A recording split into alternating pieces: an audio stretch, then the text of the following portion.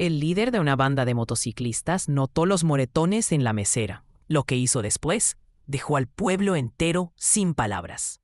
El sol apenas comenzaba a asomar entre las montañas cuando el chirrido de una puerta metálica anunció un nuevo día en Los Caminantes, un pequeño restaurante perdido al borde de la carretera a unos 30 minutos de San Diego. Adentro olía a café recalentado, a grasa vieja y a pan recién hecho. Todo era rutina. Los mismos camioneros de siempre, las mismas mesas gastadas, el mismo silencio obediente. Lucía colocaba los saleros sin levantar la vista. Tenía poco más de 20 años, pero el cansancio en su rostro la hacía parecer mayor. Su cabello negro estaba recogido en una coleta apretada, y en su brazo izquierdo, bajo una manga larga en pleno calor, se adivinaba un moretón amarillento, una sombra de algo que no se decía. Sus movimientos eran precisos, casi automáticos. Cada vez que alguien alzaba la voz, su cuerpo se encogía un poco. El reloj marcaba las 8:15 cuando un rugido hizo temblar las ventanas. No era trueno, no era un avión, eran motores, fuertes, largos, furiosos. Uno, luego otro, y después varios. Los comensales dejaron de masticar. Lucía giró la cabeza, con los ojos abiertos de par en par, como esperando algo que no quería que pasara. Hasta el cocinero soltó la espátula. Afuera, 7 motocicletas negras se alineaban frente al restaurante, cubiertas de polvo y cromo. Los cascos reflejaban el brillo dorado del amanecer. Ellos bajaron de las motos con calma, como si fueran parte del paisaje del desierto. Hombres grandes, curtidos por el sol, con tatuajes que contaban historias de guerras ajenas y propias. Al frente iba otro hombre, no el más fuerte ni el más ruidoso, pero bastó que su pie tocara el suelo para que todos supieran quién mandaba. Raúl Mendoza, alto, moreno, con barba espesa y ojos negros como el asfalto, caminaba con la seguridad de quien ha visto cosas que no se cuentan, pero que se notan. Su chaqueta de cuero mostraba parches gastados, marcas de una vida que hablaba por sí sola. Entró sin decir una palabra. Detrás de él, sus compañeros. El aire dentro del restaurante se volvió pesado. Nadie se atrevía a hablar. Lucía, temblando por dentro, tomó su libreta y se acercó a la mesa donde se sentaron Raúl y 2 de los suyos.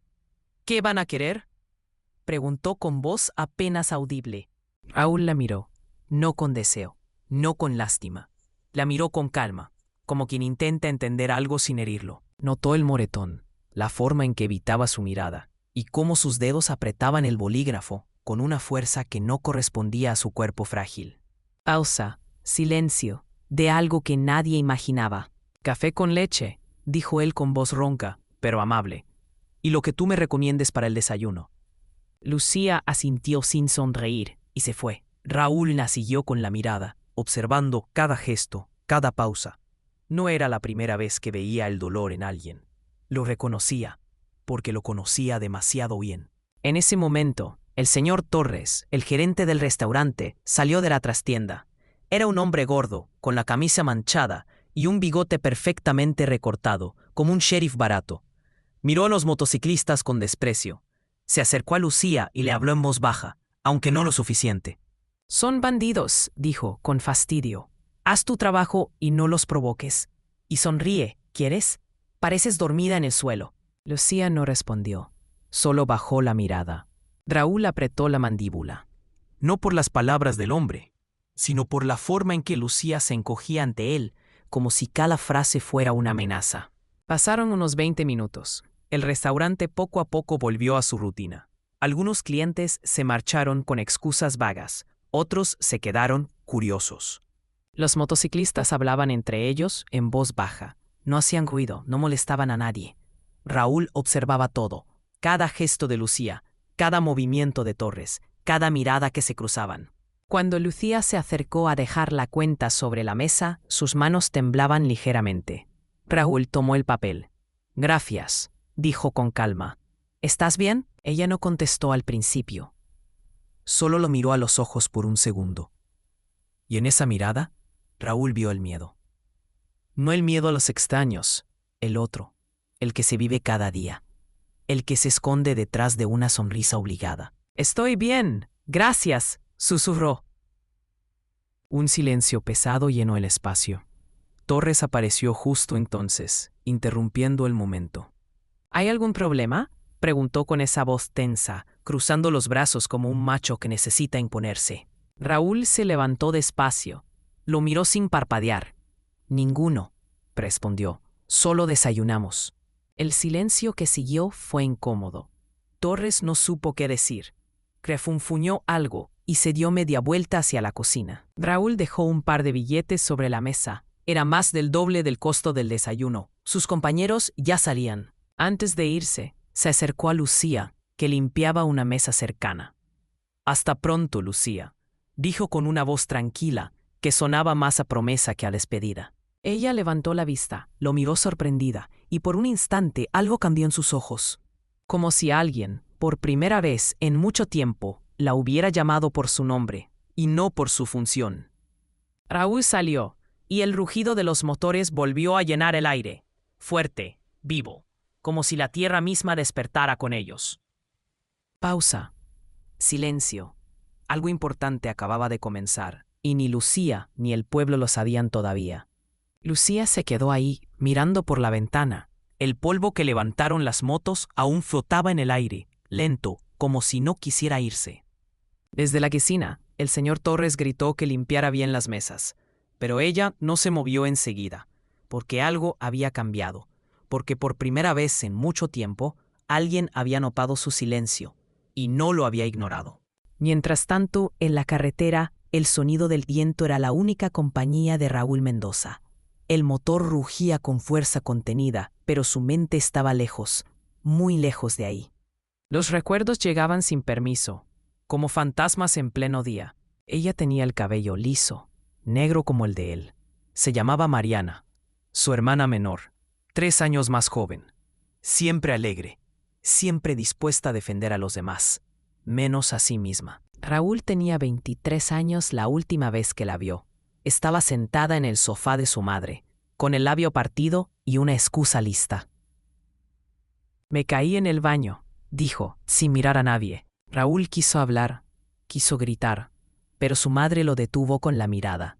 «No te metas», le dijo, «ya es adulta». Y él, por primera vez en su vida, se quedó callado. Pensó que sería algo aislado. Pensó que ella saldría de eso. Pero una semana después encontraron a Mariana sin vida en su apartamento. Dijeron que fue un suicidio, pero él sabía la verdad. Y sabía también que su silencio la había matado, tanto como el hombre que la golpeaba. Desde ese día, Raúl cambió. Vendió su coche, compró una vieja Harley y se unió a la única familia que le ofreció lo que necesitaba: un propósito. Los Lobos del Desierto no eran una banda, eran un pacto. Un acuerdo entre hombres que habían perdido algo, y decidieron no perderse a sí mismos. Tenían reglas simples: nada de drogas, nada de traiciones y nunca callar ante una injusticia. Raúl se volvió su líder sin buscarlo. Callado, pero firme. Fuerte, pero justo. El primero en la carretera, el último en los problemas. Y donde él pasaba había orden, y si había caos, lo enfrentaba. El amanecer siguiente lo encontró frente al mismo restaurante, no por hambre, sino por algo que no podía ignorar. Algo en los ojos de Lucía que no lo dejaba dormir. Había visto esa mirada antes: miedo, resignación, esa mezcla de vivir solo para aguantar, la misma que había visto en Mariana. Entró solo. Sus botas resonaron fuerte sobre el suelo de cerámica gastado. Lucía estaba detrás del mostrador, sirviendo café a un anciano. Cuando lo vio, se sorprendió. Y algo más, tal vez alivio. «Buenos días», dijo Raúl, quitándose las gafas oscuras. Su voz era tranquila, profunda, llena de algo que no se podía nombrar, pero que se sentía. «Hola, ¿otra vez por aquí?», dijo Lucía con una media sonrisa. «Me alegra que te haya gustado el café». «¿Y el servicio?», respondió él, tranquilo. Ella bajó la mirada, algo sonrojada, y le señaló una mesa. «Siéntate donde quieras». Raúl eligió la misma mesa del día anterior. Lucía se acercó con su libreta, como siempre. Pero antes de que ella hablara, él la miró directamente a los ojos. «¿Estás bien, Lucía?». Ella parpadeó. Por un instante pareció que iba a decir algo, pero tragó las palabras y bajó la vista. «Sí, estoy bien», susurró. Raúl asintió, pero no le creyó, ni una palabra. Un minuto después, el señor Torres salió de la cocina. Su rostro se endureció al ver a Raúl. Caminó pesado hasta el mostrador y empezó a dar órdenes en voz alta, más para mostrar autoridad que por necesidad. Lucía, limpia bien esa mesa. Sí, ya voy. Y deja de poner esa cara. Pareces que trabajas obligada. Varios clientes se giraron. Lucía apretó la mandíbula y se inclinó para limpiar una mesa que ya estaba limpia. Raúl apartó su taza de café. Se levantó despacio. No levantó la voz. No hizo ningún gesto brusco. Solo caminó hasta quedar a 1 metro de Torres. No le hables así, dijo, firme. El silencio cayó sobre el lugar. Nadie masticó. Nadie respiró. Torres lo miró, intentando mantener su papel de macho dominante. Disculpa, ¿cómo dices? Raúl dio un paso más. Su tono fue bajo, tranquilo, pero cada palabra pesaba como una piedra. Dije que no le hables así. No eres nadie para humillarla delante de los demás. Soy el gerente de este lugar, replicó Torres. Y ella trabaja para mí. No es asunto tuyo. Raúl inclinó un poco la cabeza. Ahora sí lo es. Los ojos de Torres buscaron apoyo entre los presentes, pero solo encontró miradas incómodas. Nadie dijo nada. Nadie se puso de su parte. Todos sabían. ¿Y si no me callo? ¿Qué? Intentó desafiarlo, aunque su voz ya no sonaba igual. Raúl no contestó, solo lo miró, y eso bastó. Torres tragó saliva, murmuró algo entre dientes y se metió de nuevo en la cocina. Raúl volvió a su mesa. El silencio seguía. Lucía, con los ojos brillantes, siguió atendiendo a los clientes como si nada hubiera pasado, pero dentro de ella algo sí había cambiado. Cuando Raúl terminó su desayuno, pagó en efectivo y dejó otra propina generosa. Antes de salir, se detuvo junto a ella. Ya no tienes que soportar esto nunca más, dijo en voz baja. Lucía lo miró. Su voz tembló, pero ni una lágrima cayó. Gracias, susurró. Raúl asintió y salió. El sonido de su motocicleta llenó el aire, y con él pareció irse una parte del miedo que habitaba en ese lugar. Pero algo había roto el silencio, y cuando el silencio se rompe, ya no hay vuelta atrás. En un pueblo como Santa Clara, donde lo más emocionante era cuando el panadero se quedaba sin bollos antes del mediodía, la noticia voló más rápido que cualquier coche en la carretera. Y cuando se trataba de una confrontación en pleno restaurante, y con motociclistas de por medio, el escándalo se convirtió en leyenda en cuestión de horas. Los rumores volaban por todo el pueblo, una mezcla de exageraciones y medias verdades. Algunos decían que Raúl había sacado un cuchillo. Otros juraban que el señor Torres salió llorando. Y hasta hubo quien aseguró que uno de los moteros llevaba una pistola. Pero la verdad era otra. Por primera vez en mucho tiempo, alguien había detenido el abuso de Torres. Y para muchos, eso era motivo de respeto. Para otros, de miedo. Son una banda de delincuentes, decía el carnicero mientras cortaba costillas. Hoy fue el gerente. Mañana quién sabe quién. No, hombre, respondía doña Inés, la dueña de la florería. Esos muchachos hicieron lo que nadie se atrevía. ¿Cuántas veces vimos a Lucía llena de moretones? ¿Y nadie dijo nada? El pueblo se dividió en susurros, en miradas, en conversaciones a media voz. Lucía caminaba por las calles con el alma hecha pedazos. Ese mismo día, el señor Torres le entregó una carta de despido. Decía que su actitud dañaba la imagen del restaurante. Ella no lloró. Solo guardó sus cosas y se fue. Como siempre, en silencio. Pero el destino tiene su propia manera de dar vueltas. Esa tarde, doña Clara, una viuda de 60 y tantos años, observaba todo desde el escaparate de su cafetería. Buen sabor.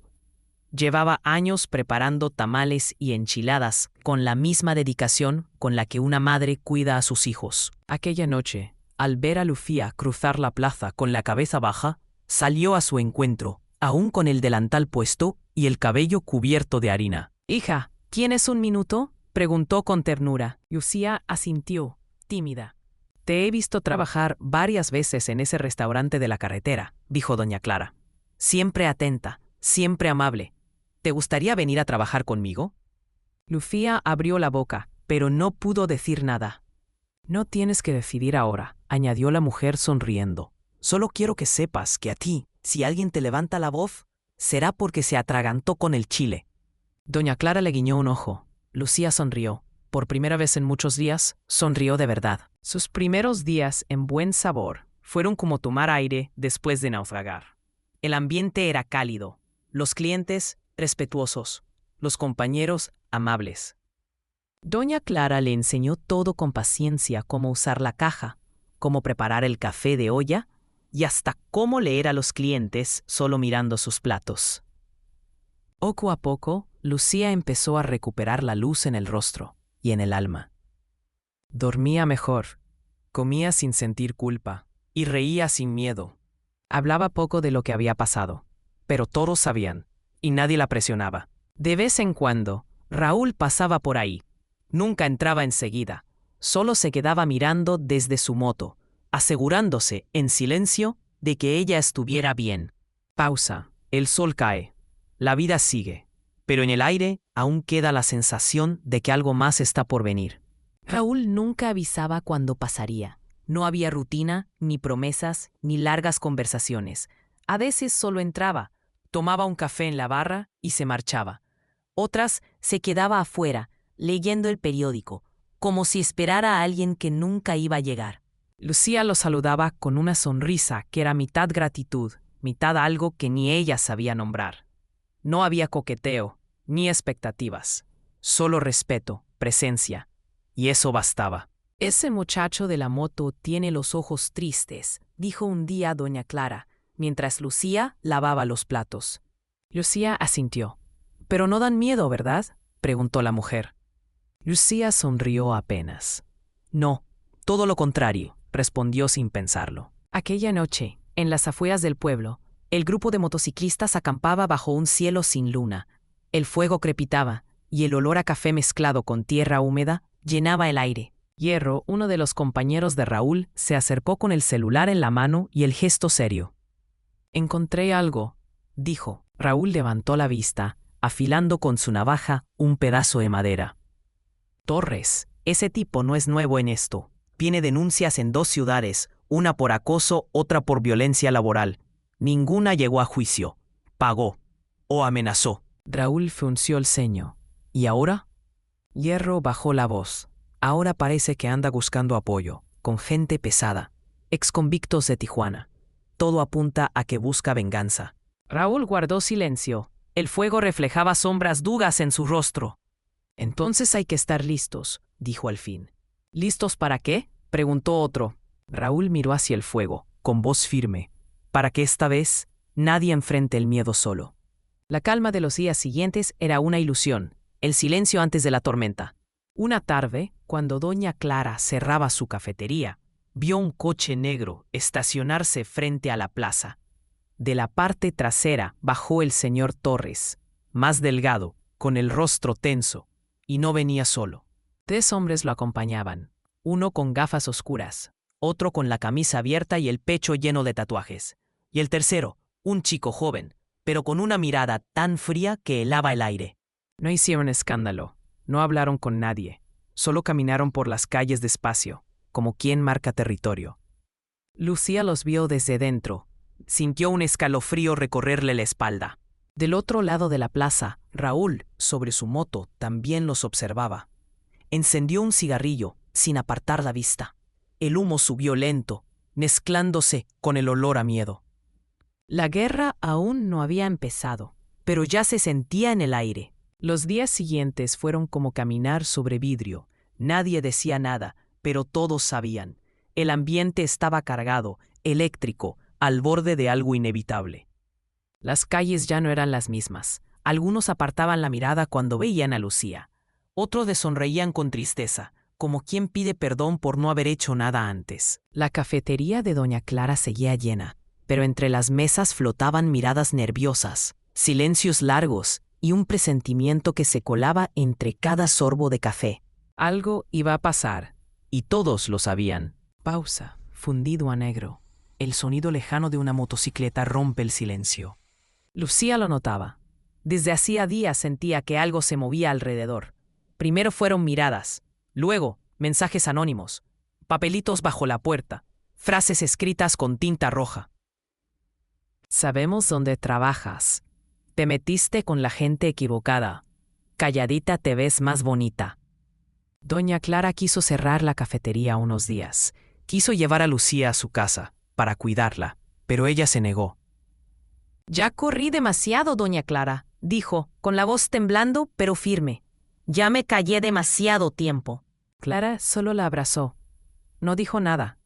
Hay heridas que no se curan con vendas, pero el cariño sincero hace que duelan un poco menos. Mientras tanto, Raúl reunió a los suyos. El viejo tráiler en las afueras de la ciudad olía a cuero, a aceite y a silencio. Nadie llevó armas, nadie habló de pelear, pero todos sabían lo que estaba en juego. Raúl estaba de pie, con los brazos cruzados. Su voz sonaba tranquila pero firme. No estamos aquí para buscar pelea. No somos como ellos. Nosotros protegemos, aguantamos, pero no retrocedemos. Hierro, el más directo del grupo, preguntó, ¿y si cruzan la línea? Raúl lo miró con calma. Si eso pasa, no romperemos huesos. Romperemos el silencio. Hablaremos fuerte, delante de todos. Que todo el pueblo sepa lo que ese cobarde hizo, que ya no puede esconderse. Un murmullo recorrió la sala. No era rabia, era decisión. El enfrentamiento no ocurrió en un callejón oscuro, ni en una emboscada. Pasó a plena luz del día en la plaza central. 5 de la tarde. El sol bajaba lento, alargando las sombras como testigos mudos. Torres llegó con 3 hombres. Caminaban con la falsa seguridad de quien cree que el miedo da poder. Uno llevaba un bate, otro un cuchillo escondido, y el tercero esa sonrisa burlona que solo tiene quien se cree intocable. Raúl ya estaba ahí, sentado en su moto, fumando despacio, pero no estuvo solo por mucho tiempo. Uno a uno, los lobos del desierto fueron apareciendo. No hicieron ruido, no bloquearon calles, solo se formaron a su lado, como una pared silenciosa. Lucía también llegó, venía con doña Clara, y con otros vecinos, el panadero, el carnicero, gente común, los mismos que antes habían callado. Ahora estaban ahí, mirando, presenciando. Torres escupió al suelo y habló con burla. ¿Qué pasa, Raúl? ¿Viniste a posar para las cámaras? ¿Te crees un héroe de película? Raúl se quitó las gafas de sol y las guardó en la chaqueta. Avanzó unos pasos hasta quedar frente a él. No soy un héroe, dijo con voz baja, clara. Soy alguien que se cansó de ver cómo los cobardes usan el miedo para mandar. Silencio. Solo el zumbido de una mosca o el ruido de una bandera al viento. Raúl siguió hablando, sin gritar. Durante años, todos miraron hacia otro lado. Yo también. Y eso costó una vida. Hoy no va a pasar otra vez. Torres intentó reír, pero la voz le tembló. Miró a su alrededor. Ya no tenía cómplices, tenía testigos. Lucía dio un paso al frente. Su voz apenas era un susurro, pero todos la oyeron. Yo no voy a callar más.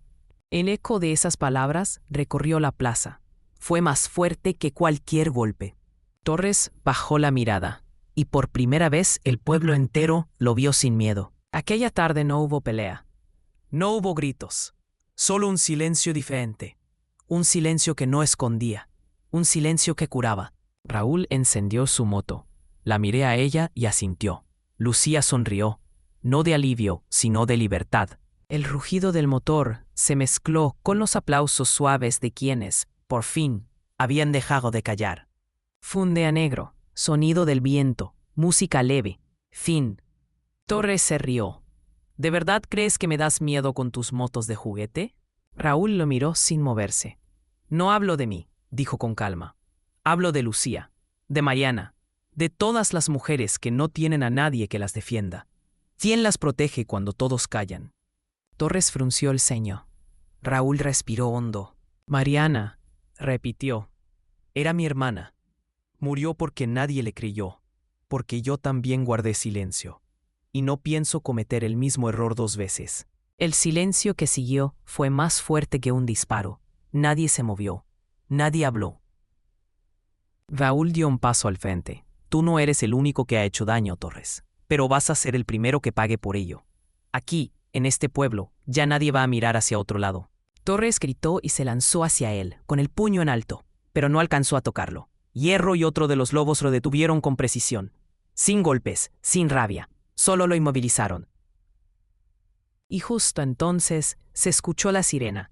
Una patrulla se detuvo frente a la plaza. El comandante Ramírez bajó del coche, acompañado de 2 oficiales. «Señor Torres», dijo con voz firme, «queda arrestado por amenazas, acoso laboral y posibles vínculos con actividades criminales». Los hombres que lo acompañaban intentaron correr, pero el pueblo entero se interpuso. Nadie los tocó, solo los señalaron, como se señala, por fin, a los cobardes. Esa noche la plaza volvió a llenarse, pero esta vez no había miedo. Había risas, abrazos y tazas de café caliente servidas por doña Clara. Lucía caminaba entre la gente con los hombros erguidos, la mirada limpia, sin sombras. Raúl la observaba desde su moto, a unos metros. Ella se acercó con 2 tazas en la mano. «Gracias», le dijo, entregándole una. Raúl negó con la cabeza. «No tienes que agradecerme». «Sí, sí tengo», respondió ella, con una sonrisa suave. «No solo por lo que hiciste hoy, sino por recordarme que no estoy sola». Raúl bajó la mirada y sonrió apenas. «Y yo tampoco», dijo despacio. Los lobos del desierto partieron al amanecer, sin discursos, sin despedidas, solo el rugido de los motores alejándose por la carretera. Dejaron atrás un pueblo distinto, un lugar donde el silencio ya no pesaba tanto. Lucía siguió trabajando con doña Clara y por las noches estudiaba. Tiempo después, abrió un pequeño blog para contar su historia y ayudar a otras mujeres. No dio nombres, pero su voz llegó lejos, más lejos de lo que imaginó. Y Raúl de vez en cuando regresaba, a veces solo por un café, a veces ni siquiera bajaba de la moto, pero siempre dejaba algo en el aire. Esa sensación tranquila de que todo iba a estar bien, porque su historia, la de los lobos, no estaba escrita con golpes ni con sangre, sino con valor. El valor de no callar, pausa suave, música cálida de cierre. Gracias por escuchar esta historia. Si te tocó el corazón, suscríbete, deja tu like y que Dios te bendiga. Nos vemos en la próxima historia.